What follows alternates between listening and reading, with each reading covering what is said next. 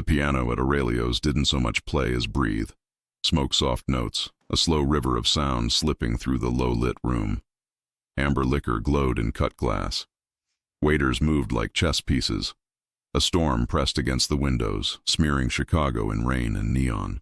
At a back table, Giovanni Rossi signed a contract with a fountain pen older than some of the men guarding the door. The signature was clean, ruthless, inevitable. Like everything he did. He saw her before she saw him. She threaded through the crowd with a steady, stubborn grace, a woman in a black dress that didn't shout but understood perfectly how to be seen. Brown hair swept into a simple twist, a few rebellious strands catching light, a mouth that looked like it had learned to hold back what it wanted to say, eyes the color of old whiskey, bright when they should have been tired. She walked like someone teaching herself to be brave in real time. She stopped at his table. "I'm sorry," she whispered, breath trembling.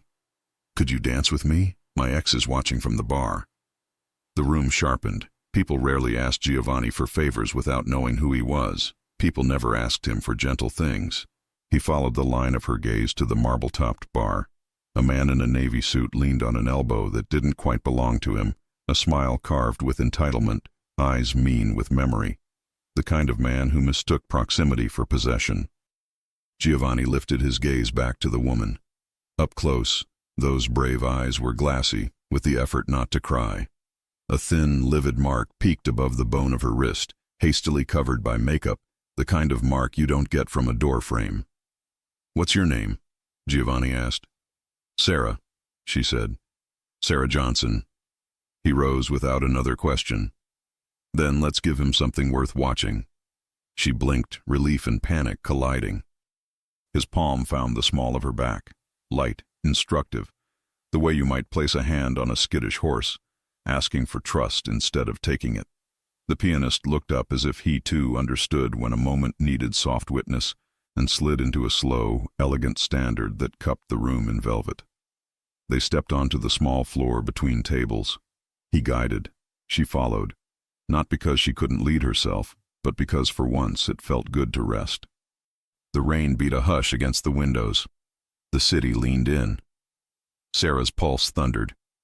Giovanni smelled warm cedar and rain off his suit, the kind of careful masculinity that came with knives you never saw unsheathed. "I don't know how to do this," she murmured. "You already are," he said, voice a glass-smooth baritone. "One step at a time." He moved like he was born to cut circles in crowded rooms. His hand warmed the line of her spine. She let her head tilt, not quite to his shoulder, but near enough that she could hear how even his breathing stayed. Her ex shifted at the bar. The glass in his hand tipped, then steadied. Anger is a loud color, and Giovanni saw it bloom behind the other man's eyes. Is he the kind who apologizes to the glass after he hits it? Giovanni asked, almost lazily, like he wasn't already calculating all the ways this could go wrong and how to stop each one. Sarah's throat tightened. "He's the kind who thinks people are furniture," she said, surprising herself. There it was. The truth. The air tasted better after. "We worked together. I ended it. He didn't." Giovanni's jaw flexed, the smallest tick. "Look at me," he said. She did. Those eyes, dark, calm, terrible with patience, held hers like shore holds tide. The song swelled. They turned. Her heartbeat changed its reason for being fast. "You're safe for the length of this song," he said. "Probably longer." She huffed something like a laugh, something like a sob. "Probably? I try not to make promises I won't enjoy keeping." By the second chorus, people watched them the way you watch a fire in a fireplace you didn't know you needed. The ex's smile devolved. He pushed off the bar. "Don't look," Giovanni said, seeing everything without moving. "Tell me what you do, Sarah." "I restore art," she said, and suddenly her voice filled with a softness that belonged to her. "Watercolor mostly. Pieces that time has smudged. I bring back what was meant to be seen." Of course she did. He pictured her hands with brushes gentle as breath. He'd been raised in marble and iron, cathedrals and cellars, and he knew the quiet holiness of returning a thing to itself. "You?" she asked, then flushed, because what did you ask a stranger whose body said danger and whose palm said home? I sign my name, he said, mouth curving with a private joke. And I keep the people I sign for in one piece. Security? She tried, in a manner of speaking. The song ended. The room clapped like it had been waiting to exhale. The ex arrived with a smile held together by liquor and habit. Sarah, he said, syrup thick, didn't think you liked to perform. I wasn't performing, she said, surprising herself twice in one night. I was dancing. Same thing, he said, then turned an up-down glance on Giovanni that confused price with value. And you are? Leaving, Giovanni said pleasantly, and then, with a softness that felt like closing doors, he tucked Sarah under his arm. Come with me. He didn't look back, but two men who had been invisible up to that moment unfolded from shadows and stepped into the ex's path with courteous, immovable smiles. They slid into a side hallway where framed black and white photographs made time feel like an art project. Sarah's breath fogged. The world had moved too fast. The world had not moved fast enough. I'm sorry, she said. I shouldn't have. You did exactly what you should, Giovanni said. You asked for help. Her eyes shone. Do you make a habit of rescuing strangers? No, he said. I make habits out of excellent things. I suspect you'll ruin me for all of them. She didn't know how to answer that. Didn't know what to do with the realization that standing close to a dangerous man had never felt less dangerous. You're shaking, he said gently. I'm angry, she corrected. Good. Anger tells the truth about what hurt. A waitress appeared with 2 flutes of champagne as if delivered by the universe itself. Giovanni lifted one. To dancing when you should have run. She reached for hers. Their fingers brushed. Her throat warmed. To running when you should have stayed, she countered, surprising herself for the 3rd time. He laughed then, quiet and real. Sarah Johnson, he said, tasting her name like something he meant to remember. Tell me where you live. I'll have a car take you home. I can call a cab. He lifted a brow. You could, he said, and I could let the weather decide what happens next. She hesitated. I have work tomorrow. A piece from a private collection, late 19th century, water damage. And you restore it? Yes. Let me drive you, he said. Not a question, not really, but not a command either. A man like him didn't demand. He arranged the world so that refusing felt like walking away from warmth into sleet. She nodded. They exited by a side door. Rain slicked the alley like glass. A black town car waited, purring as if it had a heartbeat. The driver tipped his cap. Inside, the leather smelled rich and new. City lights smeared past in streaks of gold and red. Why were you at Aurelio's? She asked. Because information is a kind of life jacket. I had a meeting, he said. About what? Family business. She smiled despite herself. That's vague. It's also true. They pulled outside her building. Brick, stubbornly charming, windows aglow like the place had learned to love itself through winters. He didn't reach for her. He didn't ask to come up. He only said, if you see him again, call this number. He slid a card across the seat. It was heavy cream stock, no name, just a number. Power wears humility when it doesn't need to advertise. What's your name? Sarah asked, realizing with a jolt that she had asked a stranger to hold her in public and had not learned the simplest thing. He considered her for one heartbeat too long. Giovanni, he said. Giovanni Rossi. Something like a key turned in her chest, clicking into a lock she hadn't known was built for it. She didn't recognize the last name. She would later. Tonight, it was only a shape her mouth wanted to learn. Good night, Giovanni, she said. Good night, Sarah. She climbed the stairs with rain still singing outside. In her apartment, warm, cluttered with brushes and taped sketches and a kettle that whistled even when you didn't ask it to, she stood very still in the middle of the room and understood 2 things. She had done something reckless, and she had never felt safer.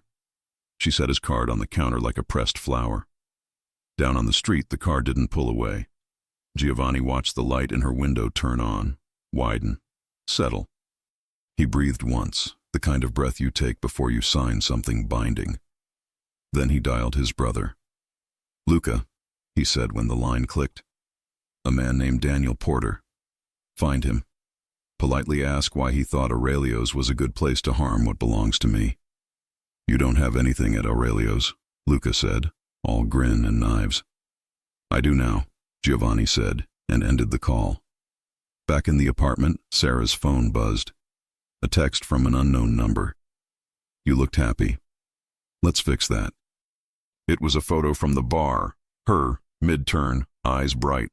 The frame cut in a second later to Daniel's smirk. Her stomach iced over. The air went thin. Her hands shook as she picked up the cream card. She didn't know, not yet, that the number in her palm could tilt a city. She dialed. "Sarah," he said on the first ring, as if he'd been waiting in the spaces between the seconds. "What's wrong? How did you?" She swallowed. "He texted me." "Stay inside," Giovanni said, quiet turning hard. "Lock your door." She did. He listened to the deadbolt find its home. Beyond the rain, the city stretched like a feral thing. Giovanni's voice came back softer. "Good. Now breathe. Tell me exactly what the message said." She told him. He memorized every syllable, every comma in her fear. When she finished, the silence on the line thickened, then broke. "Sarah." "Yes?" "You did the brave thing tonight," he said. "Let me do the dangerous one." "Are you going to hurt him?"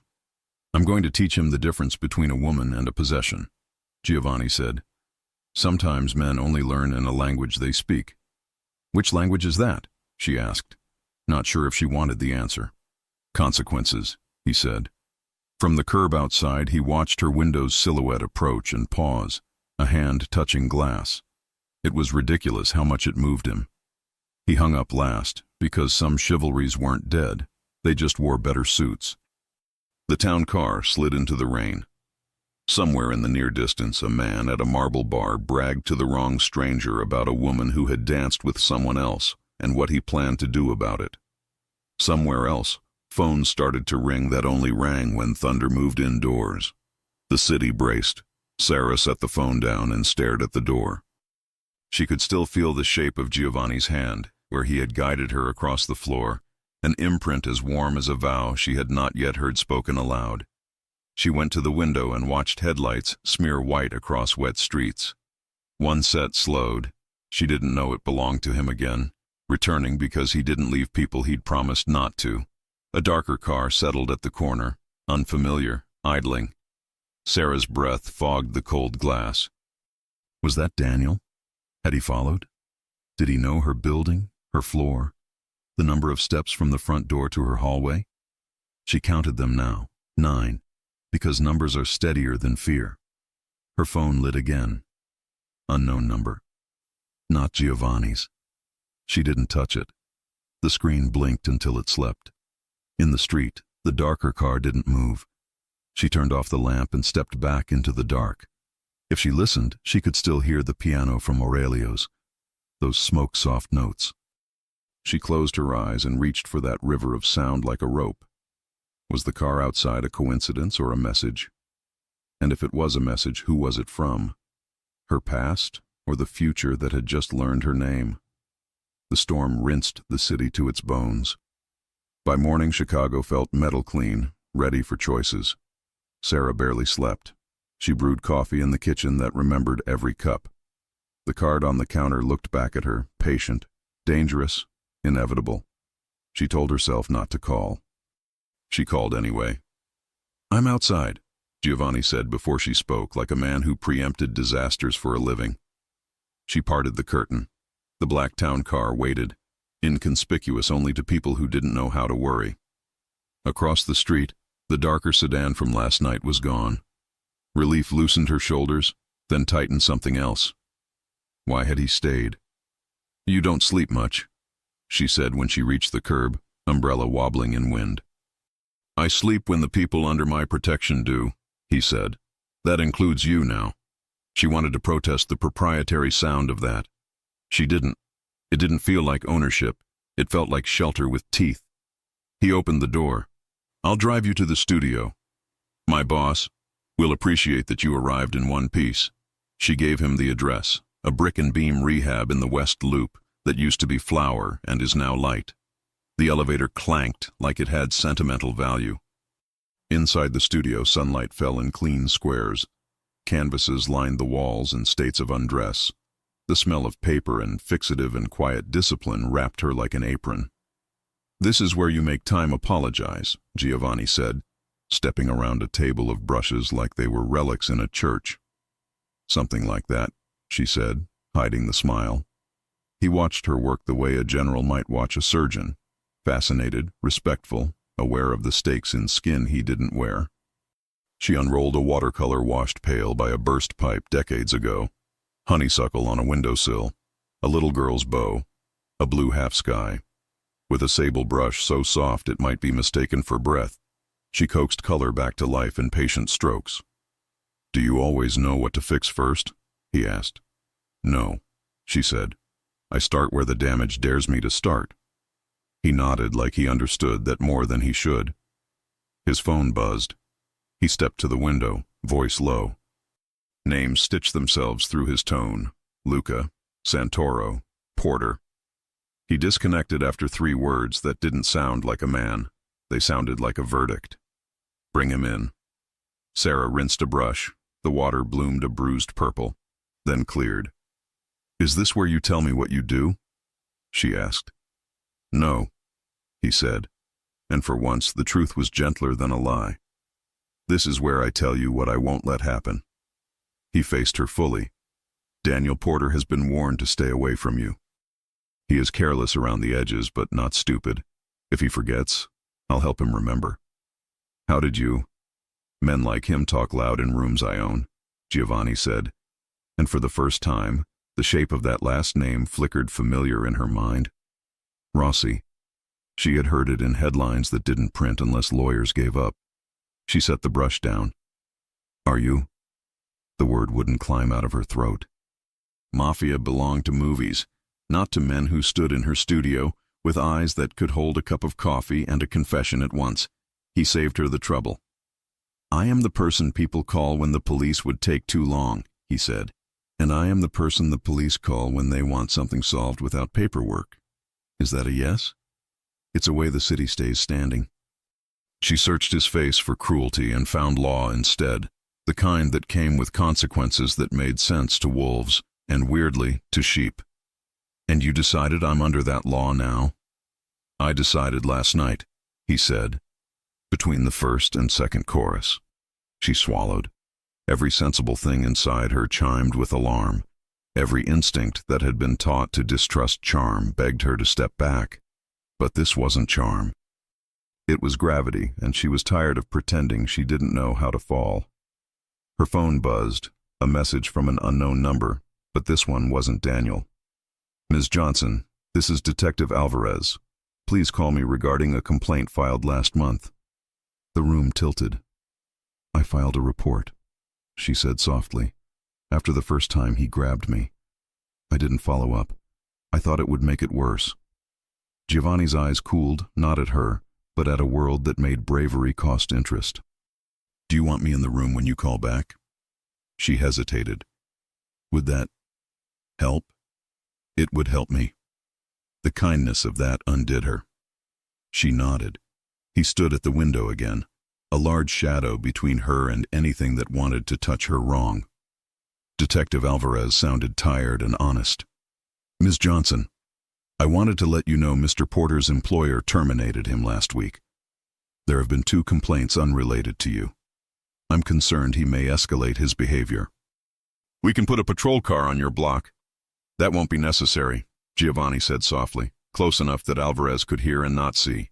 "Her block is covered." Silence, then a professional exhale. "Mr. Rossi, I presume." "You presume correctly." "Then we're aligned in wanting this quiet." "Good," Giovanni said, and ended the call like an agreement had been notarized. Sarah leaned on the work table, dizzy with the speed at which her life had become a thing other people discussed, like a case file. "I don't want a war fought over me," she whispered. He turned, that cold patience melting back into something warm. No war, he said. A boundary. The elevator clanked again. Sarah flinched. Voices. 2 men. Giovanni didn't reach for a weapon. He didn't need to. The door opened and Luca Rossi strolled in with the kind of crooked grin that made secrets feel like invitations. Beside him, Marco Santoro, a velvet dark suit, eyes as civil as a courtroom. Family, muscle disguised as manners. Bellissima, Luca said to the studio, to Sarah, to the way sunlight made everything worth living through. Are we interrupting genius? Yes, Sarah said, recovering a smile. But it will forgive you. Marco set a neat folder on her table like he belonged in offices. Ms. Johnson, he said, we've arranged for someone to walk you to and from this building until Mr. Porter remembers his place. What if he doesn't? She asked. Then we'll rearrange his memory, Luca said lightly, and Sarah couldn't tell if it was a joke until she realized it didn't matter. The effect would be the same. Giovanni flicked the folder open. Inside, a printout of Daniel's credit card charges, the kind of information you don't get unless the world owes you favors. Bars, a late-night cash advance, a pawn shop purchase that read like a euphemism. Knife? Luca asked. Or bravado, Marco said. Giovanni's eyes didn't leave the paper. Both cut, he said. Sarah's chest went cold. I don't want anyone hurt because of me. Giovanni closed the folder. Sarah, he said, and her name in his mouth had a rightness it shouldn't have yet. You didn't build the storm. You're only done letting it rain inside your house. She looked at her hands. There was pigment under her nails, a map of color she put back in the world. Okay, she said finally. Okay. Good, he said softly, almost proud. After you finish today's work, pack a bag. Excuse me. You're not sleeping alone tonight. Her pulse tripped. That's not in my guest room, he added, amused. I own a building with fewer entrances than your walk-up. Let me make a thing easy that shouldn't be this hard. Her gaze bounced to Luca, to Marco, to the street where the world remained hungry. She drew a breath. One night, she said, I don't disappear into anyone's life. Agreed, Giovanni said. You walk in. And that's what she did. By dusk, the studio's windows were fire. The city shook off the day like a coat. Giovanni's car swallowed her and her small canvas bag in leather and quiet. When the elevator in his building opened, it opened into a home that didn't feel like money. It felt like taste learned by loving things that last. Books with spines softened by thumbs. Art that didn't announce itself. Floors that knew the sound of bare feet. Guest room, he said, gesturing down a hall lit like a promise. Kitchen is yours. Every room is, except the locked one. What's behind the locked one? She asked, mouth a little brave. My father, he said, and it was only after she saw his eyes shift that she understood he meant ghosts. Dinner was simple because men who had eaten in every good restaurant eventually learned to love roast chicken. She picked at food she actually wanted and told him about paper grain and sunlight and a childhood spent tracing museum lines with a finger. He didn't tell her much, but he didn't leave her with nothing. My father built an empire with rules he broke last, he said. I inherited it with rules I break never. What are they? Children are sacred. Homes are sacred. Consent is sacred. He sipped wine. 4 years ago, a man ignored the third. He is difficult to find joy without his left hand. Silence settled, not awkward, but aware. Sarah, he said quietly, I don't expect you to be comfortable with what I am. I only expect you to be honest with what you feel. And what if those two things keep arguing? Then I keep showing up until honesty wins. It should have sounded like control. It didn't. It sounded like faith. Later, as she stood at the window in his guest room, the city appeared less hostile, like it wasn't out to get her but simply didn't know her name yet. She traced water on the glass with a fingertip. Her phone buzzed, a number she recognized now. Alvarez. We picked up Porter for questioning about another incident. He's out, but rattled. Stay careful. She texted back, I'm safe. A minute later, another message, this one unknown, a video file. She almost didn't open it, then did, because courage is a muscle you work or you lose. The screen filled with a dim room, a voice she didn't know, a question that turned the floor under her feet to ice. You still want in on Rossi's girl?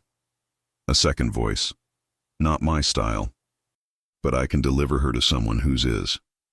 The camera angled just enough to catch a profile she knew from earlier today, Marco Santoro, his civilized eyes, his perfect tie. Sarah's breath left in a small sound. She stared into the black mirror of the window and saw her own face and the city behind it, and the reflection of a locked door down the hall. If Giovanni's rules were this sacred, why did the man he trusted most sound like betrayal in a language everyone understood? And if she showed him the video, would she be saving him or setting a match to the only shelter she'd found that didn't ask her to be small? She didn't move for a full 10 seconds. The city outside Giovanni's guest room window throbbed in sodium orange and headlight white, and her phone screen had turned her hand blue. The video was grainy, shot at waist level, like someone pretending not to film. A table edge, boots, 2 voices. You still want in on Rossi's girl? Not my style, but I can deliver her to someone whose is. The second voice was cultured and bored, the way men sound when they know alarms will never be their problem. The angle lifted just enough to catch a profile, close-cut hair, a perfect knot at his throat, the unreadable gaze of a man who'd learned to smile with his mouth, but not his eyes. Marco Santoro. Sarah's pulse tripped, then sprinted. She replayed it, pinched to zoom, watched the same 8 seconds until her stomach turned to glass. If this was true, then the one person Giovanni kept closest had just spoken of her like a parcel to be shipped. If it wasn't true, someone had gone to work to make it look like it was. Either way, she was a target. Either way, her body remembered the heat of a hand at her spine and made a new vow. I will not be furniture. She left the lights off and opened the door. The hall was a hush of warm floorboards and framed black and white photographs. Giovanni's father on a pier with a fish the size of a child. 2 boys in summer light, one already taller, both grinning with the kind of freedom people spend their whole lives trying to buy back. She followed the scent of roasted chicken and clean linen to the living room, where a table sat with 2 half-drunk glasses and a note under a cut crystal paperweight. If you wake, I'm downstairs. G. She pressed her fingers into the paper like it might anchor her. Then she took the stairs, barefoot, one hand on the rail. Down another hallway, a door stood open to a room that didn't belong in this century. Leather Chesterfields, wood dark and oiled. A desk with a map of the city under glass. The window frame winter like a painting. Giovanni stood with his back to her, jacket off, sleeves rolled, tie loosened. He looked like a man negotiating with the night. Giovanni? He turned. The fatigue around his eyes softened when he saw her, then sharpened when he saw her face. Sarah, what happened? She held the phone out. This came to me. No number. Just this. He didn't ask if he could take it. He didn't need to. She put the phone in his palm and watched something invisible click behind his eyes. Threat triage. Triage for truth. He listened once, twice, a third time, and then set the phone down like it might bite. Come here, he said, and there wasn't any room in the words for argument. She went. He didn't touch her. He just placed himself between her and the rest of the world, a wall that breathed. I don't know what to think, she whispered. If this is real. If it's real, he said quietly. I'll bury him so deep they'll name a train station after him, and no one will ask why it stops at an empty field. He held her gaze. But I don't make graves on edited rumors. Edited? He pointed at her phone. The background hum. Hear it? He replayed the clip and closed his eyes. That's fluorescent. Long tubes, high ceiling, concrete echo, but muffled by cloth. No ice machine, no espresso hiss, no register beep. Not a bar, not a club. And the voice he's answering?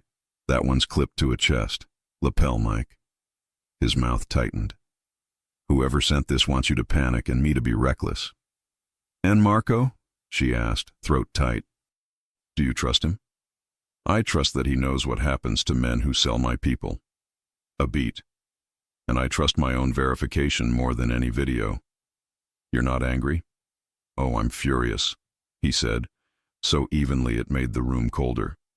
But anger is a bad driver. Tonight it sits in the back seat. He hit a key on a lacquered console phone. Ethan. A voice came back immediately, American and young, with caffeine for blood. Yeah, boss. Pull metadata off a file I'm sending. Track origination if you can. Priorities.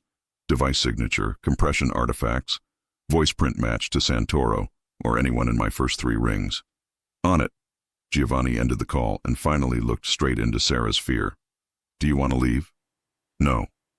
The word surprised them both. She meant I don't want to leave you, and she meant I'm tired of running from things I didn't cause. She took a breath and gave him the straight of it. I'm scared. And I don't want to be stupid about who to trust. Good, he said. Fear isn't the enemy. It's the instrument panel. You still have the wheel. He poured water into a glass she hadn't seen him fill and set it within reach. Drink. When she did, 2 gulps, then another, he nodded once, as if they'd completed a small mission together. Come see something. He led her down the hall, past the guest room and the photographs and the locked door she now knew he wouldn't make a mystery of forever. He opened another door with a simple key and flicked on a light. A library. Not the kind that men put in houses so that other men will call them cultivated, but the kind that happens when a boy learns to love silence and grows into a man who keeps it. First editions and paperbacks with broken spines lived together like family. In the corner, an easel. On the easel, a watercolor under museum glass, honeysuckle on a windowsill, a little girl's bow, a blue half sky. Her blue, the smudged one she'd coaxed all afternoon. She took a step without meaning to. That's my mother's, he said, a gift from an old neighbor when I was 10. She used to stop and look at it before she left for work. When she didn't come home one night, I sat on the floor and stared until the sky and the painting felt like the only honest thing left. He glanced at her. The water damage is new, a burst pipe at the foundation warehouse. We sent out 3 pieces to different conservators. I didn't know one of them was you until you told me what you do. Sarah's mouth went dry. The invoice on her work table this morning had listed the client as Rossi Foundation, private collection. She had told herself Rossi was a common name. You bought it back? I never sold it. His jaw flicked. Someone else tried to. We corrected the misunderstanding. She studied the painting. The sunlight in the scene had always felt real. Now it felt personal. You could have told me. I could have, he said. I didn't because I wanted you to choose to stay near me for you, not for a canvas we both care about. Her chest tightened. The truth was disorienting and beautiful in the same way. He had let her choose. He was still letting her. Footsteps on the hall, calm, civilized. Marco paused at the threshold, eyes flicking to the painting, then to Sarah, then to Giovanni. He did not glance at the small camera in the corner of the ceiling, which apparently everyone but her had noticed. The man wore restraint like a tailored suit. You called, he said mildly. I did, Giovanni said. Step in. The air changed, thin as glass. Sarah made herself meet Marco's gaze, looking for the glint she'd heard in the clip. She saw only a man whose pupils measured rooms and exits without moving. Giovanni spoke first. Where were you between 9 and 10 tonight? Warehouse on South Halsted, then the West Loop. Isabella walked Ms. Johnson to the car. Then I met Alvarez at the station. You told me to send Porter home rattled and sober. I did. Sarah startled. Isabella, your shadow, Giovanni said. You'll meet her at breakfast. Marco folded his hands. Is there something you need me to say for the camera, or are we pretending it isn't on? Giovanni's mouth didn't move, but his eyes did. Say what's useful. I've been the same useful for 12 years, Marco said, almost bored. If you want me to say I'm loyal, I'll say it. If you want me to prove it, give me a name and I'll bring you the man who made a mistake with your woman. The last word landed heavy. He didn't say girl. He didn't say property. He said the thing a man says when he understands that affection and territory are not the same but sometimes feel like cousins. Giovanni slid Sarah's phone across the desk, screen up. Someone sent this. Marco watched. Once, twice. He tipped his head a fraction. That's not my voice, he said. And if it is, it was moved to this party from somewhere else. Identify the room, Giovanni said. Marco closed his eyes, listened with his body, then opened them. Not one of ours. Too clean for a union hall, too dirty for a hotel. Industrial, but not big. Fabric somewhere above. Banners? A church basement? No. Thicker. Sound blankets. He looked at Sarah. Someone with money and a nervous system to protect recorded this. Proof, Giovanni said, not a question. Give me the night, Marco answered. Giovanni didn't nod. He didn't need to. The two men regarded each other over a long piece of memory. Then Marco turned to Sarah. He didn't offer apology. He offered context. I said your name once today, he told her. To Alvarez, so he'd know which woman not to use as bait without asking. He rolled back his cuff and showed a thin scar at his wrist that didn't match his suit. The last time I failed a woman this family promised to keep safe, I bled for it. I don't repeat lessons. Sarah didn't like him. Liking felt beside the point. Trust was not a switch. It was a dimmer. Tonight the light moved one small notch. When Marco left, silence swept in behind him. Giovanni let it settle, then took the next step as if the floor had been built for it. Tomorrow, he said, you go to your studio as usual. Isabella will walk with you. My driver takes you at night. You answer Alvarez's calls. You do not answer unknown numbers. If Daniel appears within 20 feet of you, you step away and let the man in the gray coat between you and him. His name is Mateo. He's very polite. And you? She asked, because every plan is only as steady as its anchor. I meet with men who need reminding, he said, and I keep a promise I made last night. She laced her fingers together to hide their tremble. What promise? That your life will be yours, he said simply. Sleep didn't come for an hour. When it did, it was because the house knew how to hold people. In the morning, Isabella Moretti waited in the kitchen with a mug already in her hand. She was tall, with a braid like a rope and a jacket that didn't bother pretending not to be armored. Ms. Johnson, she said, warm. I've admired your work without knowing your name. Now I get to keep you in one piece while you make old paper breathe again. Sarah laughed, and the sound felt like a little mercy. Deal. Call me Sarah. Only if you call me Isabella. She angled her head toward the hallway. Boss says we walk. He'll meet you at the studio at lunch. Outside, winter had polished the city to a clean cold. Isabella matched Sarah's pace exactly, the art of protection passing for friendship to anyone not trained to look. Their conversation moved from paint weights to favorite diners to women who move through rooms like they earn the air. At the studio door, a man in a gray coat read his newspaper like it held the last good joke. He didn't glance up. Morning, Ms. Johnson, he said anyway, and the paper flipped one page like a wave. Inside, the watercolor waited with a patience that felt almost human. Sarah slid into work and let her hands tell her body what to do. Layer by layer, the blue returned, not garish and new, but grateful. When she lifted her brush and the sky looked like itself again, her throat prickled. She labeled the progress with a pencil note and reached for her phone to photograph the stage. A new text. You choose nice prisons. No number. A second ping. The guest room window is charming. Her skin went electric. She snapped a photo of the screen and sent it to Giovanni with no words. His reply arrived inside 10 seconds. Stay inside. I'm on my way. Isabella was already at the door. Phones? She asked, and Sarah handed hers over without argument. Isabella's thumbs moved. Spoofed through 3 relays. They want us to chase phantoms. Do you think it's Daniel? I think Daniel is a symptom, Isabella said. Men like him never learn to be architects. Architects of what? Bad nights, Isabella said, then smiled like it was a joke worth surviving. The elevator clanked.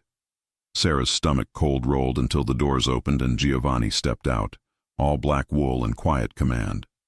Something released in her chest she hadn't consented to tighten. "Show me," he said. She did. He read, glanced once at the windows, once at the neighboring rooftop, and then took out his phone. "Ethan, 2 pings, text towers near West Lake and Morgan. Pull camera feeds. I want every plate within 60 seconds of those timestamps." Ethan said something fast and improbable. Giovanni hung up and looked at Sarah. "Do you want to go somewhere that isn't a glass box?" "Yes." "Good. Bring your brush." "Now?" He smiled a fraction. "Now." They drove 10 minutes and stepped into a room so silent it could have been outside of time. The Rossi Foundation's conservation lab was larger than her studio, purer, the air fixed at a temperature that made papers sigh. White walls, white tables. A woman at a microscope glanced up and saluted with a scalpel like a conductor's baton. "You built this," Sarah said, breath already quieter for the space. "I paid for it," Giovanni corrected. "The women in this room built it." "Thank you," the woman at the microscope said without looking up again. "Regina," Giovanni introduced. "She yells at me when I try to hang art near a vent." "I yell at everyone when they do that," Regina said. "Vents are treacherous." The joke ran a thin, warm thread through Sarah's spine. On the far wall, 3 frames waited under muslin hoods. Giovanni lifted one with the care of someone who has carried broken things and learned how not to make them worse. "Your mother's," Sarah said, throat tight. "She would like it better with your hands on it," he said. "You do a thing in the sky I haven't seen anyone else do." Heat rushed her face. Praise from men like him usually came with a bill. This felt like a clean check, no string attached. Work steadied her. She mixed a blue that wasn't exactly original, but remembered. Regina hummed. Giovanni didn't hover. He walked the perimeter of the room like a moat that moved. For 20 minutes, nothing existed but pigment coaxed into breath. Her phone vibrated on the table. Regina passed it without breaking rhythm. "Ethan, source for the video. Basement studio used by a podcast on West Fulton. Rented last week by E. Marino. That's Enzo Marino, Valenti's media guy. Also, voice print on Marco line is a 72% match, but the consonants have a brick wall reverb that isn't in Santoro's usual profile." Someone moved syllables. "You were right. It's a stitch." Giovanni showed her the text. Relief hit so hard her knees wobbled, then a smaller, colder thing slid in behind it. "Someone wanted me to doubt the only person you trust with your back." "That's the point," Giovanni said. "Family only falls from the inside." "Valenti," she said carefully, rolling the name in her mouth. "Rival? Old kind," he said. "Men who think violence is more persuasive than patience. He's been trying to put a hand on the West Side contract since he learned to shave." "And me?" "You," Giovanni said, "are leverage he will never get to hold." The simplicity of it stole her breath. The certainty did too. There were men who made declarations to hear their own echo. Giovanni made them because echoes came looking for him. By late afternoon, the sky and the watercolor had memory again. Giovanni stepped to her elbow as she set the finest brush down like a peace offering. "You're beautiful when you win," he said, voice low. "Is this winning?" "It is tonight." He didn't kiss her. He didn't touch her. He simply let the sentences he wasn't saying sit between them like a candle. Warm, not yet flame. A courier met them at the studio. A small box, plain brown, no return address. Isabella and Matteo flanked her without making a scene. Sarah lifted the lid. A single Polaroid, the kind that looks like nostalgia and smells like chemicals. It was the dance floor at Aurelio's, the exact second her face had turned toward Giovanni's shirt front, and Rest had won a tiny battle over panic. Someone had written across the glossy square in a permanent marker that bled, "Mine." Under the photo, a brass key on red ribbon, stamped B1, her building's basement. Isabella swore softly in Italian. Matteo took the box with 2 fingers, like it might explode. Giovanni didn't change shape at all. He became more of whatever he already was. "We're not going down there," Sarah said, before anyone asked her to be brave in the wrong way. "No," Giovanni said, and the word was a wall. He touched his phone. Alvarez. The detective answered on the first ring, voice thin with snow and impatience. You got a key too? You as well? Giovanni asked. Half the block, Alvarez said. Someone wants a party in the dark. Not tonight, Giovanni said. We'll turn on the lights from the street and see who gets itchy. I'll park a car out front, Alvarez said. Save me some popcorn. Giovanni ended the call and looked at Sarah. You don't go home tonight. She opened her mouth to argue, then closed it. I know, she said, answering a larger question. Back at his building, the elevator doors slid open to the smell of seared steak and lemon. Luca was at the kitchen island, sleeves pushed up, a pan sizzling like applause. Don't look so shocked, Luca said. I can feed people. You can burn butter, Giovanni corrected. I can burn butter attractively, Luca said, then kissed the air near Sarah's cheek. How's the sky? Blue again? Better, she said. Good, Luca said. The world needs more things put right. Dinner was loud not because of volume, but because of the presence of men who had learned to breathe all the way. Isabella told a story about tackling a pickpocket who turned out to be a city councilman's nephew. Matteo added 3 words at the end that made everyone laugh harder. Sarah did not realize she was relaxed until her shoulders startled at a knock. Giovanni's hand went to the small of her back before she could think to be afraid. Stay, he said. Eat. He opened the door to a boy in a navy suit with shoes so polished they reflected the apartment like a tiny upside-down world. The kid couldn't have been more than 18. He held a fabric-wrapped package like it might be holy. Mr. Rossi, he said, trying not to stare. From Mr. Valenti. Giovanni took the package without looking at the boy. Tell your boss thank you for the etiquette lesson. Yes, sir. Giovanni unwrapped the fabric to reveal a vintage vinyl record and a white card. The card said, in an expensive hand, when you finish with the girl, send her to someone who appreciates antiques. CV. Luca's smile died. Isabella's braid seemed to go tighter on her head. Who writes like a museum catalog? Luca muttered. Giovanni slid the record back into its sleeve and set it on the counter as if it were trash that used to be useful. He didn't flash with anger. He chilled with calculation. We respond tomorrow, he said softly. At the gala. Sarah blinked. Gala? The Alder Fund, Luca said. Old money pretending it cares about new problems. Carmine Valenti loves it because the cameras are bright and the donors are blind. Giovanni's gaze found Sarah's. Come with me. As a shield? She hated that it was the first word that came. As the woman I danced with, he said.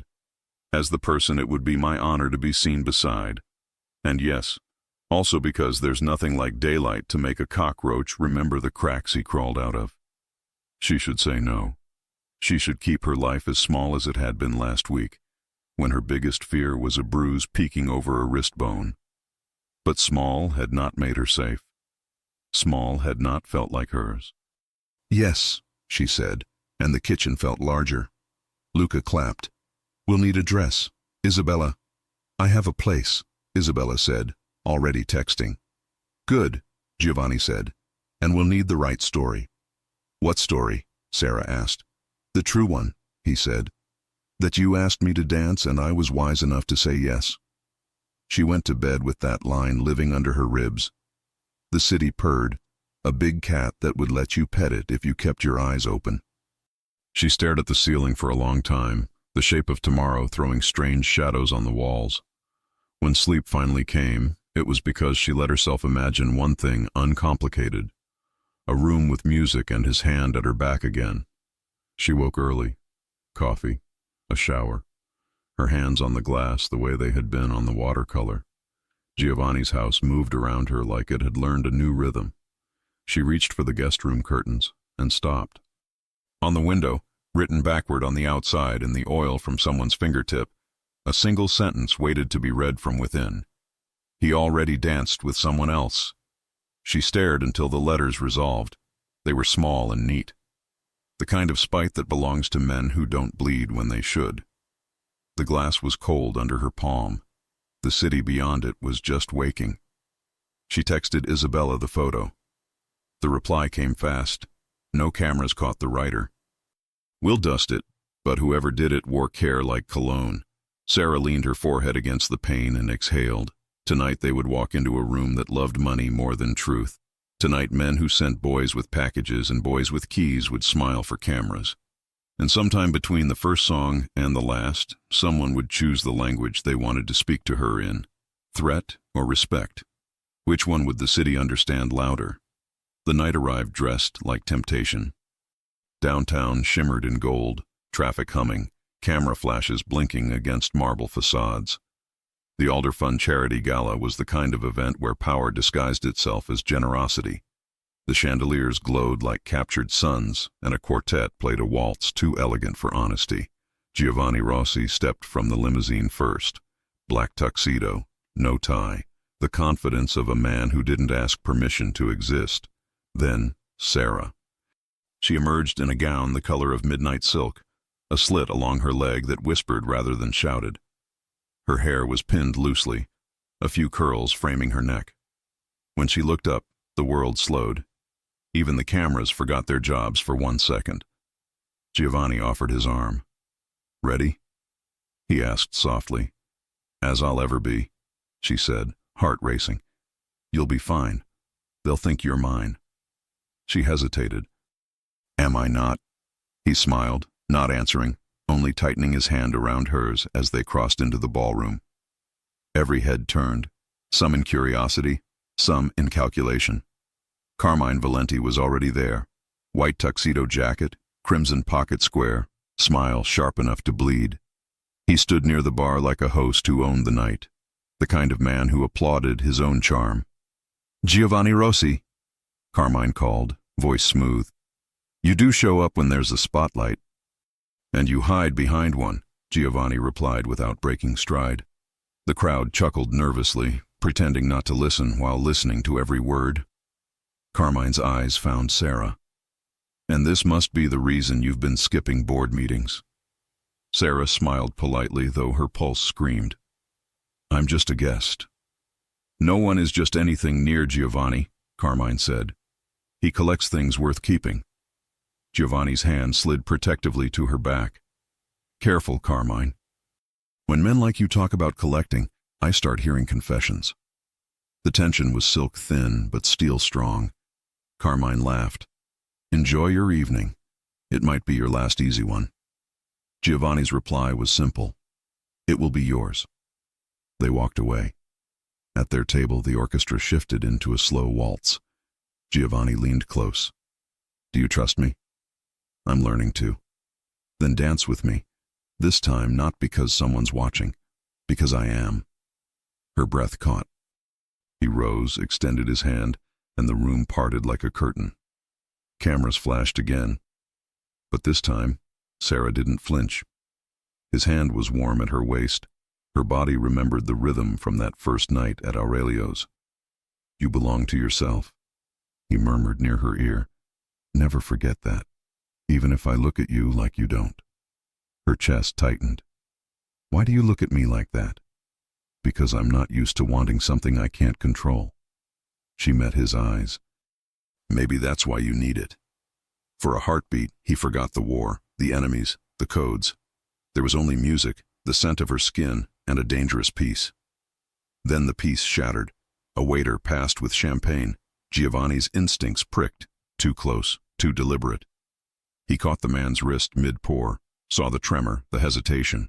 The tray tilted, a glass toppled, liquid splashed, and beneath the scent of citrus and wine came something chemical. Bitter. Wrong. "Don't drink," Giovanni whispered. Sarah froze. "What?" He moved fast, steadying her with one hand, flipping the glass with the other. The liquid hissed as it touched the marble floor, etching faint white streaks.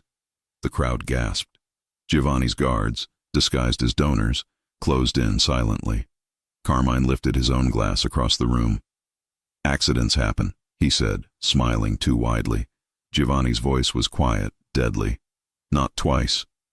He leaned toward Sarah. "We're leaving." "No."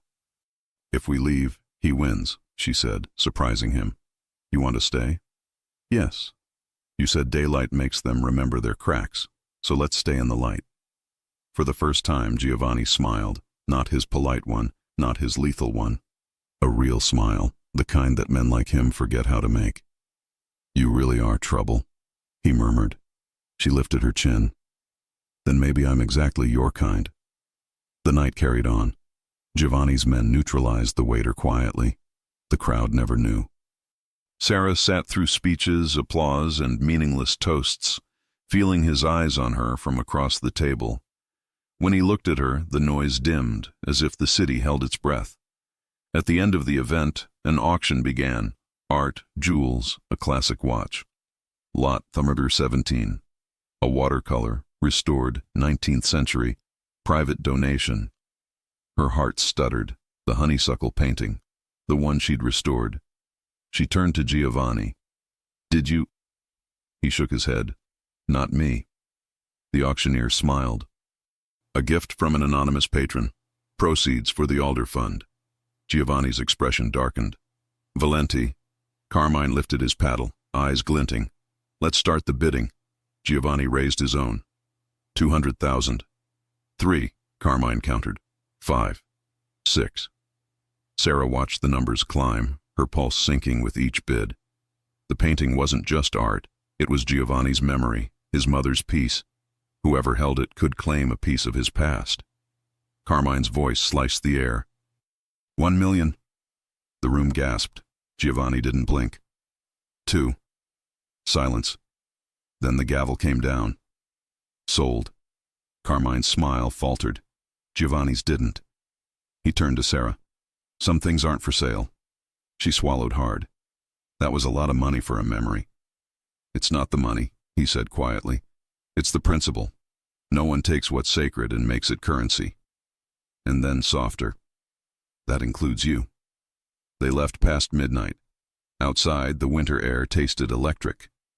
Giovanni's driver opened the door, but he paused. You were brave tonight, he said. Braver than most men I know.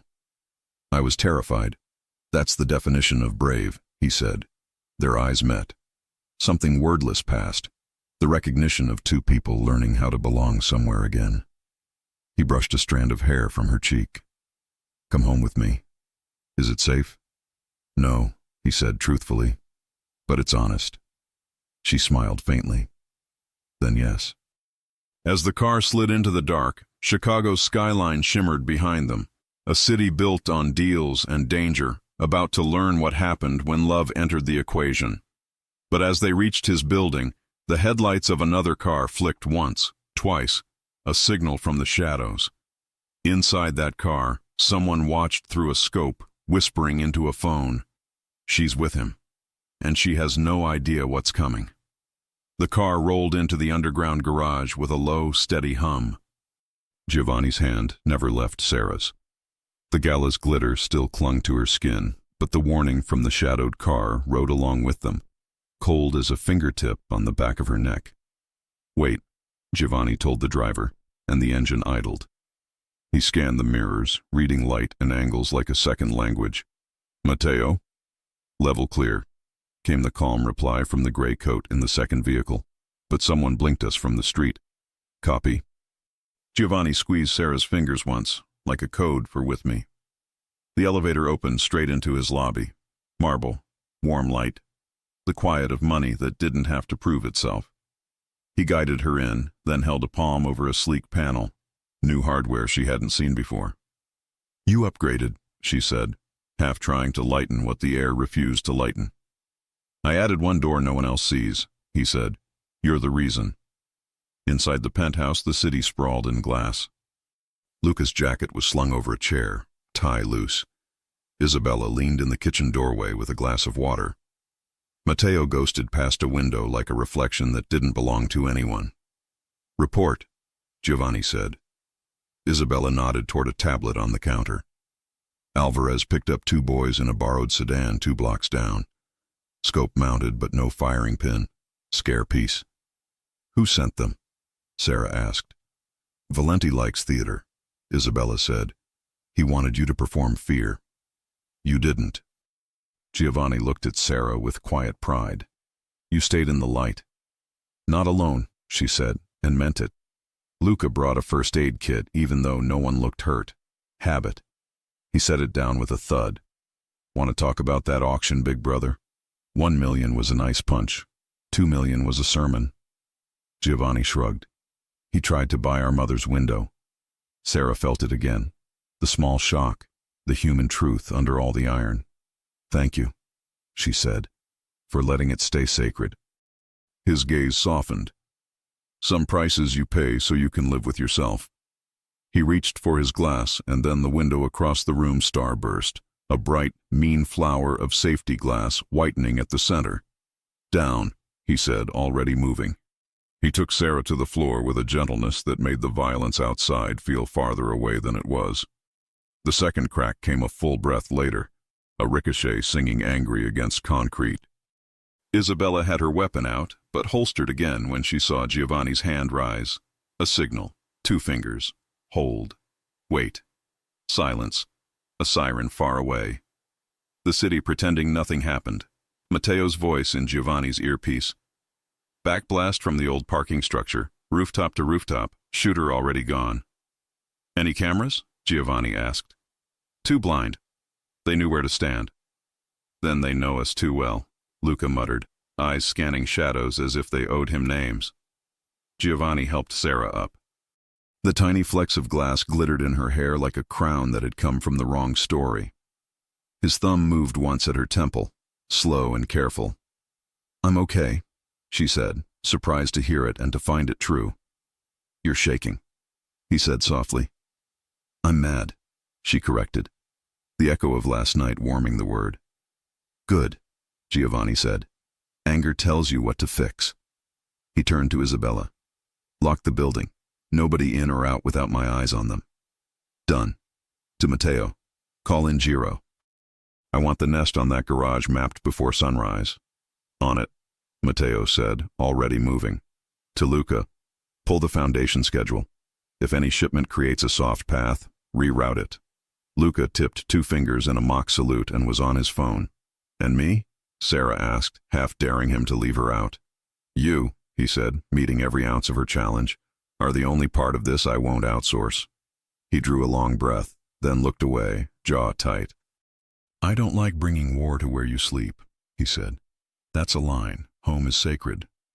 Then don't, she said simply. I can go to the studio or, what did you call it? The lab. The quiet room. The conservation lab, Isabella said. Regina will make you tea and judge your brush technique. Sarah let out a breath that almost became a laugh. The shock had edges, but here were people smoothing them without pretending they didn't cut. Giovanni touched the broken window. Tempered, he said to no one. They wanted a crack, not a kill. Message, Luca said. Always, Giovanni answered. He turned back to Sarah. There are nights you buy peace with money. There are nights you buy it with blood. Tonight we buy it with patience. He held out his hand. Come see the room I've never shown anyone. She followed him down the hall, past the library and its easy light, to the locked door she'd noticed on her first night. He opened it with a small brass key. No guns. No safes. No secrets you could carry in your hand. Only a bench, a low table, and 4 framed photographs on the wall. 2 boys on a summer stoop. A woman at a kitchen sink, back turned, sunlight on her hair. A man in a dark suit with a wedding ring he couldn't stop touching, a blank 4th frame. What is this? She whispered. Where I remember what this is for, he said. So I don't turn into a man who wins and forgets why he cared. He gestured at the blank frame. That's for the thing I haven't found yet. She watched him, understanding more than the words said. What would go there? He looked at her then, so plainly it turned the room warm. Whatever makes the rest of it make sense. Her throat tightened. She set her palm on the table to steady herself and felt the smooth grain like a pulse. Giovanni. The buzzer on the panel chimed once. Isabella's voice came soft. Boss, Alvarez at the door. Giovanni squeezed her hand, a later that sounded like I'll answer that honestly when answering is safe. He let her back out, the walls closing the secret behind them with a hush. Detective Alvarez stood in the foyer, coat damp, eyes clear. He took in the webbed window, the glass under the rug, the tension standing in the corners like extra people. "Evening," he said. "You breaking your own rules now, Rosie?" "Someone else did," Giovanni said. "We're fixing the math." Alvarez reached into his satchel and pulled out an envelope with a purple stamp. "Federal subpoena," he said, wincing. "Grand jury. They want you, and they want Ms. Johnson." Sarah blinked. "Me? Why?" Alvarez didn't look at Giovanni before he answered. "2 weeks ago, your ex filed a complaint, then withdrew it. Today, he amended it again with a statement that mentions you and Rossi by name. Someone higher up wants to see if they can turn you into a witness, or a wedge." Giovanni's mouth thinned. "Valenti's lawyer loves a room with microphones." Alvarez nodded. "I'll do what I can to keep this quiet. But the paper exists. I'm here as a courtesy, not a courier." Sarah took the envelope. Her name looked strange beside the words, "in the matter of." She ran her thumb over the raised seal until her skin warmed it. "Do I have to go?" she asked. "Eventually," Alvarez said honestly. "Or we file to quash. Either way, you'll be harassed for a while." Giovanni's voice came low. "No one harasses her. They can come at me." "They will," Alvarez said. "That's the point." Alvarez left with a promise to text if he heard the footsteps getting closer. The elevator closed and the building exhaled. "Price of protection," Luca said, tapping the subpoena. "They can't beat him in the street, so they try in a room with wood paneling." "I don't want to be a weapon," Sarah said, to no one and everyone. "You're not," Giovanni said. "You're the person we build the room for." She believed him. She hated the situation. Both could be true.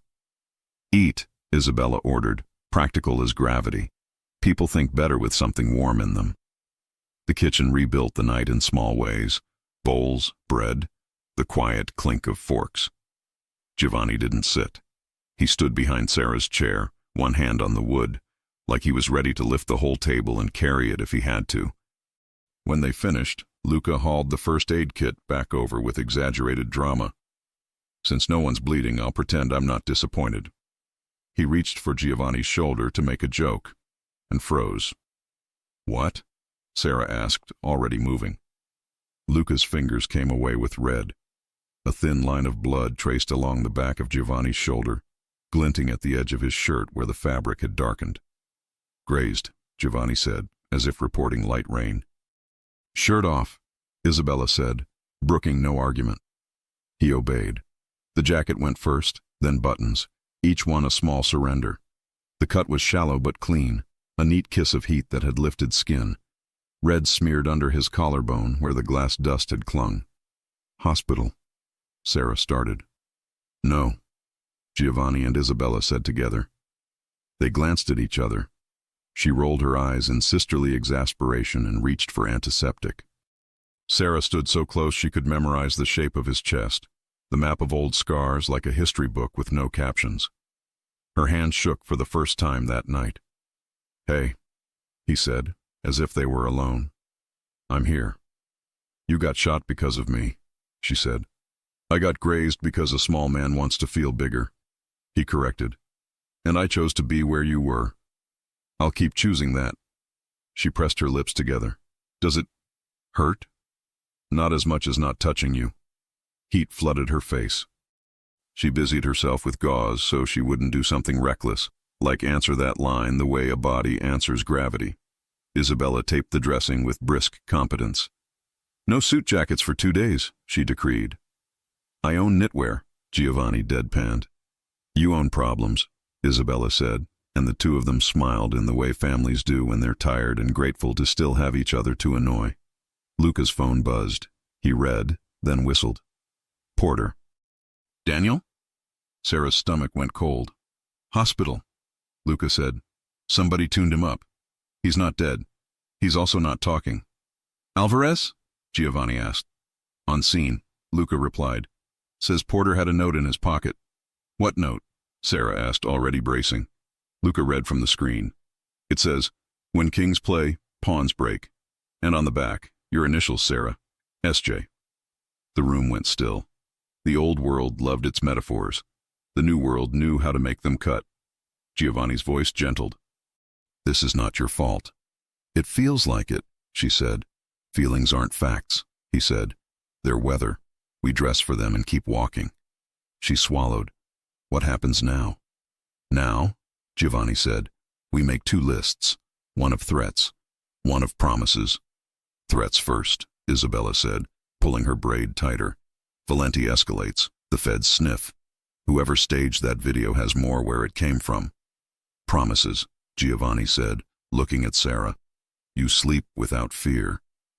You work without watching the door every 5 minutes, and when we walk into any room, we walk in together. It should have felt like a vow he couldn't keep. It felt instead like a line drawn in chalk across a floor. Step over, and the house will turn on you. Sarah exhaled. Her body remembered music. It remembered the heat of his hand at her back. It remembered her own voice at Aurelio's, asking a stranger to dance and finding an answer she hadn't known she needed. Okay, she said. We keep walking. He nodded once, as if they'd signed something binding. Tomorrow, he said, you go to the lab. Regina wants you at 10. I meet with Alvarez at noon. At 3, we make Valenti answer a question in a room he doesn't control. What question? She asked. Who let him into our house? Giovanni said simply. She frowned. Into the building? Into our day, he clarified. None of this hits this hard without someone opening a door from the inside. Her mind flipped through faces.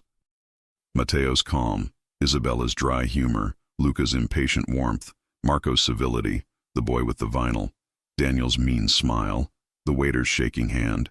She hated herself for even arranging them on a mental shelf. Trust is not blind, Giovanni said, reading the fight on her face. It's a set of tests we pass by showing up. Let people pass or fail on their own. Even Marco? She asked quietly. Especially Marco, he said. I've known him since we were kids. When someone tries to cut a bond like that, I assume the knife is cheap and the hand is scared. She nodded slowly. The logic steadied her even as the unease didn't fade. Somewhere in the city, a man with a white tuxedo jacket and a crimson square held a phone he should never have been given.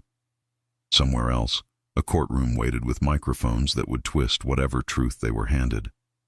Midnight slipped past. The broken window wore temporary film like a bandage. The city beyond it glittered like nothing was wrong. Giovanni walked her to the guest room. He didn't kiss her goodnight. He didn't need to. The space between them had stopped feeling empty and started feeling like a promise, lined with patience. At the doorway, he paused. Sarah. She looked up. You asked me a question earlier, he said. Am I yours? Her breath caught. I said, am I not?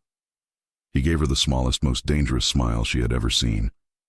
Ask me again when this house is quiet. He left before she could answer.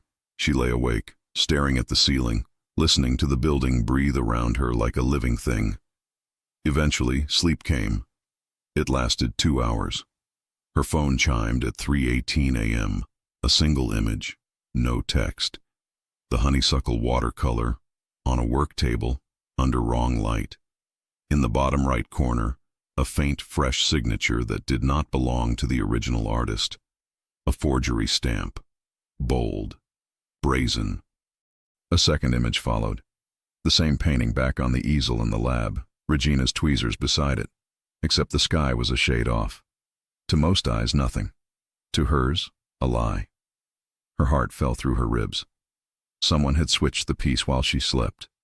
She sent the photos to Giovanni and Isabella at once. Isabella replied with 2 words. On my way. Giovanni's answer came 3 seconds later. Don't move. Sarah stood at the window and watched the city wake up the way it always did. One light at a time, like hope you could measure. Below, a single car idled at the curb with its lights off, waiting. If the painting wasn't the original anymore, then what else had been replaced in the last 24 hours? And when they turned the lab's lights on, whose reflection would they find already inside the glass? The Civic Theater wore red velvet and gold leaf like an old promise. From the balcony, Sarah scanned the hall. Crowds in winter coats, ushers in black, an orchestra pit that glowed like a secret. Giovanni stood beside her in a dark coat, the bandage under his shirt a private truth. Isabella and Matteo flanked them at a distance. Alvarez took a seat on the aisle with two plainclothes officers who looked like they preferred day shifts and quiet paperwork. On stage, the curtain stirred. A white lily lay at the edge of the pit, just where the photo had shown. Sarah's skin tightened. Giovanni's hand found hers, the silent code for "with me." "Remember," he said softly. "He invited us. He thinks he owns the room. He doesn't." The house lights dimmed. A hush folded the audience. Bows lifted. Music rose. Clean, aching, inevitable. "Cite the broker," Isabella murmured over comms. "Blue suit, scar at the ear." Sarah found him first. Right side, orchestra row G. Thomas Rinaldi leaned back like a man cataloging trophies. 2 seats over, a slim figure with a neat jawline and a small silver charm on his key ring, J. Julian Vicari. Giovanni didn't move. He watched the stage until the first pas de deux began, then nodded once. Alvarez stood as if stretching his legs. 2 officers drifted down the aisle like men who'd lost something under their seats. Isabella started down the opposite staircase. "Not yet," Giovanni murmured. "No panic. We end this in the light." The dancers turned like the idea of grace made real.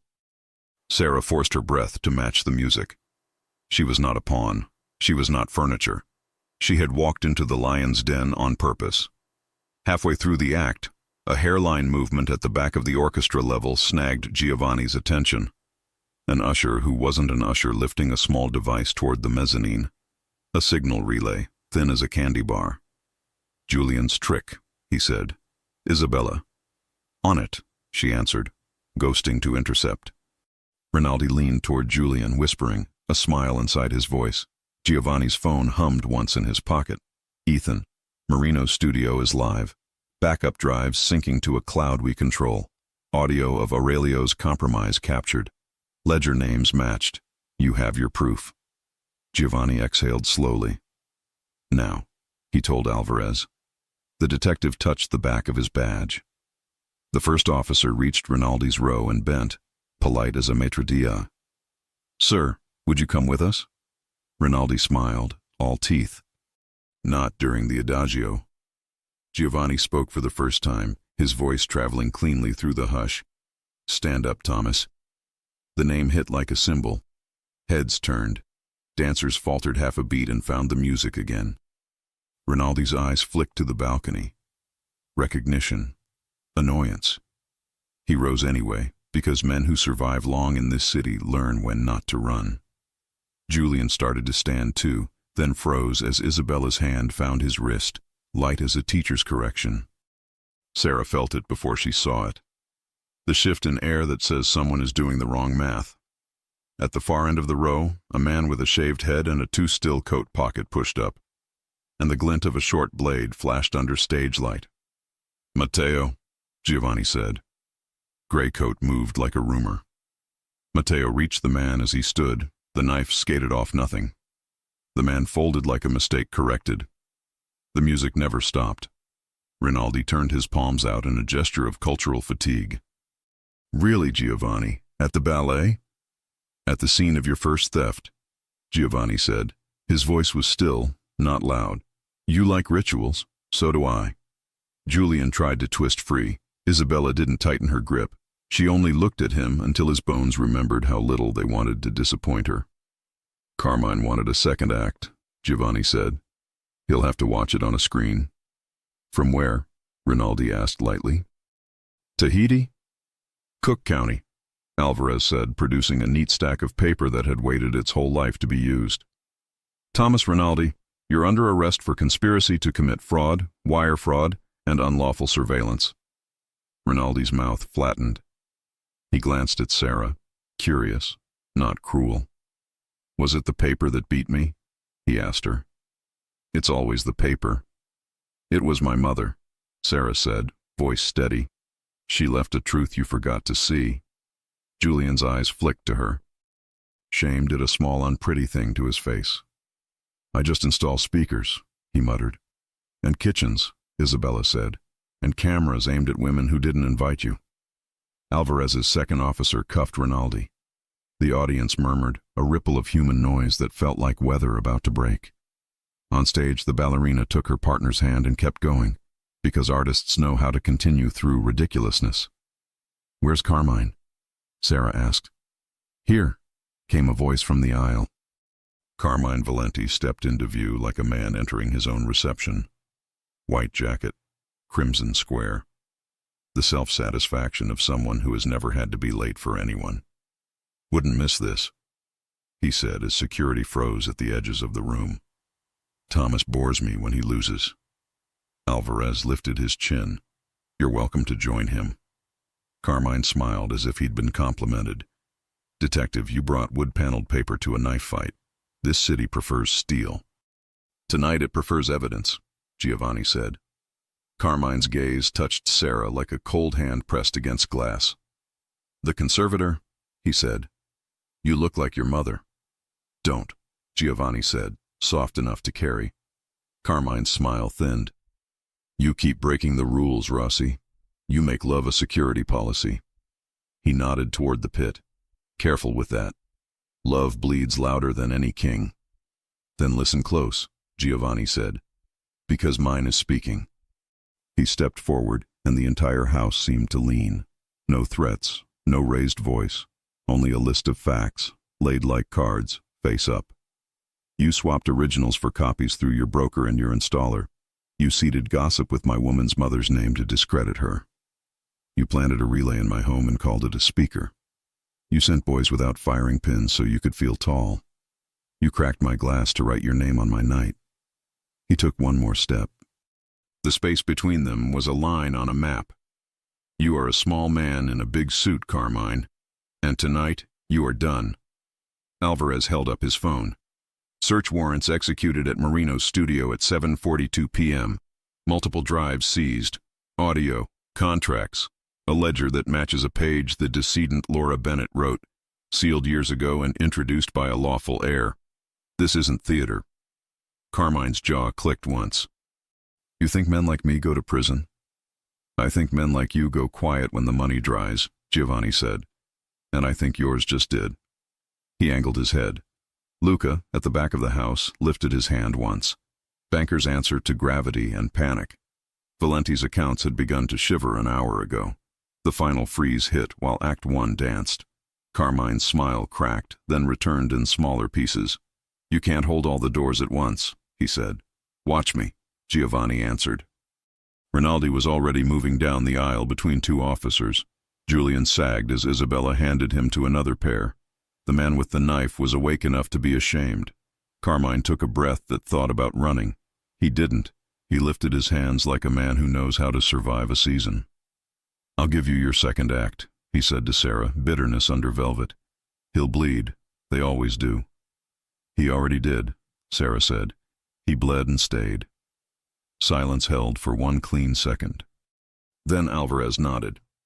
Two more officers stepped in, not apologetic, not theatrical. They surrounded Carmine without touching him and escorted him to the end of the row, where the aisle waited like a narrow future. As they passed, Carmine leaned just enough to aim one last line at Giovanni. "The inside door," he said softly. "Find it." Giovanni didn't answer. He was already turning, not to the aisle, not to the stage, but to Sarah. The orchestra swelled as if the room understood what needed to happen next. "Come here," he said. She did. The audience watched as if they'd been sold tickets to this exact moment. Giovanni took Sarah's right hand in his left, set his other hand at the safe place at her back, and guided her in a slow, private waltz in the shadow of the balcony railing, while below, the actual ballet continued. No performance, no pose, just two people using music to make gravity behave. "You are not collateral," he said low. "I know," she said. "I'm a choice." "My best one," he answered. She laughed without meaning to. The sound shook and then steadied. "You didn't answer me the first time I asked." "At Aurelio's?" he said. "You asked for a dance. After, in your hall. Am I yours?" He held her gaze, and the truth in his eyes wasn't a weapon. It was shelter. Yes, he said, and I am yours. The music climbed a stair and opened a door. He kissed her then. No hiding, no darkness. A clean, certain kiss that ended a war you couldn't see and started a life you could.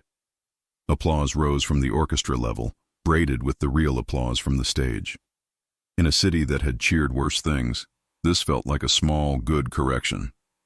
Time to go, Isabella murmured, practical as always. Before the cameras learn how to ask better questions. They left into winter air that bit like honesty. Outside, police lights pulsed like heartbeat. Alvarez caught up at the curb, hands in his pockets, relief on his face that he didn't quite mask. We'll need statements, he said. But not tonight. Tomorrow, Giovanni said. Alvarez nodded at Sarah. Your mother would have liked you. She taught me to put things back the way they're meant to be, Sarah said. He smiled, real and tired, and walked away. The car door opened. Giovanni didn't usher her in. He stood with her for a moment, both of them looking at the theater like a place they would never be afraid of again. Home? He asked. Home, she said, and meant a building and a room and a person. They rode in a quiet, edged with relief. Snow began that particular Chicago way, first a rumor, then a decision. Giovanni's phone buzzed once. Ethan, inside door found. Doorman took a bribe to look left at 211. He's already confessing. No family, just rent due. Giovanni's mouth tightened. Compassion and consequence sharing a chair. Make sure he eats before he signs. He texted. Then make sure he never touches a door again. The car slid into the garage.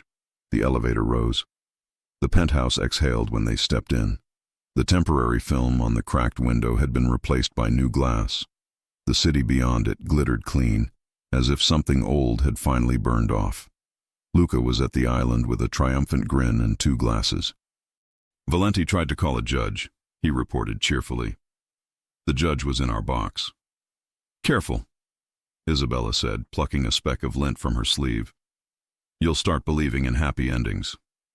I already do, Luca said, tipping his glass toward Sarah. They just take work. Sarah drifted to the library. The honeysuckle watercolor waited under gentle lights, its sky the exact color she'd coaxed back. Regina had left a note on the frame in her precise hand. Original reinstalled. Copy impounded. Paper remembers. Giovanni came to stand beside her. We'll return the painting to where it belongs, he said. But until then, it can live here. It already does, she said. He turned her toward him. No audience now, no enemies. Just 2 people who had survived the second act and had a third to write that didn't require blood. I don't know what language to use for this that isn't a contract, he said, attempting a smile. Try plain, she said. Plain, he repeated, and the words softened his face. Stay. Not because you're scared, because you're sure. I am sure, she said. Of you. Of me with you. Of the way the world looks when we're on the same side. He breathed out like a man setting down weight. Then stay. She did.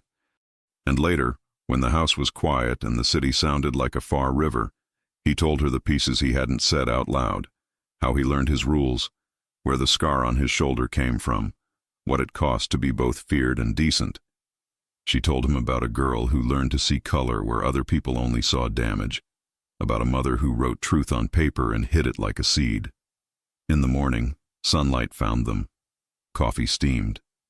The world politely kept moving. Headlines would argue, lawyers would posture, money would try to remember how to be power without being cruel. Those were tomorrows. Today had simpler work, returning the lily to a vase, calling Aunt Karen with thanks, letting Alvarez ram his shoulder into the right doors until they opened. At the window, Sarah traced one finger on the new glass. It's strange, she said, how a city can feel different overnight. It's not the city, Giovanni said, slipping an arm around her waist. It's the house. And us in it, she added. And us in it, he agreed. She tilted her face up. Will you dance with me?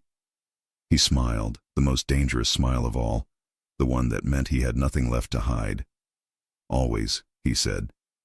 They danced in morning light without music, the way people do when the rhythm they need is already living under their ribs.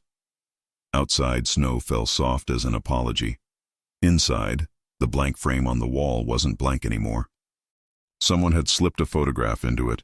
Two figures on a balcony, mid-turn. The world blurred around them. The caption in Luca's hurried block letters. The night they chose each other. There would be other tests. There always are. But they had a language now that didn't rely on fear. It sounded like yes when you could say no, like I'm here when you could leave, like steady in a room built to make you spin. In a city of contracts and consequences, they wrote a different kind of deal. They kept it. If you enjoy stories like this, take a moment to subscribe to the channel. That's how I'll know you truly liked it. Even if you're watching on your TV, grab a second to join this family of fans who love emotional and heartfelt stories. Your support means everything, and it helps us bring you even more tales like this one.